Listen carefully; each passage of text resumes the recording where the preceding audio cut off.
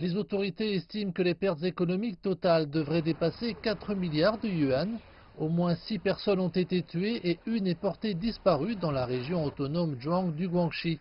Dans la province centrale du Hunan, 7 personnes sont mortes et une est portée disparue. Inondations, logements détruits, enfants et personnes âgées pris au piège. Cette année, les plus fortes averses ont frappé la plupart des régions du sud de la Chine, affectant plus de 2 600 000 personnes dans 11 provinces. Depuis mardi dernier, 110 cours d'eau ont vu leur niveau monter au-dessus du seuil de danger et plus de 1300 logements ont été détruits.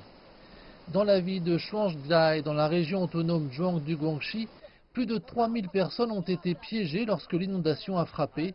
La montée des eaux a coupé les moyens de communication. La police armée a dû faire du porte-à-porte pour évacuer les habitants et les placer en lieu sûr. C'est la pire inondation que notre comté a connue depuis 1994. La police armée a dépêché une équipe qui est venue à notre secours. Les inondations ont détruit des routes et interrompu l'approvisionnement en électricité.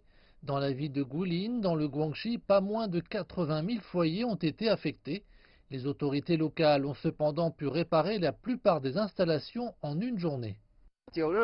Nous avons rétabli l'alimentation de 14 lignes principales. Nous ne pouvons pas commencer les travaux de réparation de 2 autres embranchements en raison d'une interruption du transport. Les autorités ont alloué des secours en cas de catastrophe aux régions les plus touchées. Elles ont également déployé des équipes pour éviter de nouvelles inondations, activant des mécanismes d'alerte précoce et d'intervention d'urgence. Toutes ces mesures seront mises à l'épreuve car des pluies plus importantes sont attendues pendant plusieurs jours.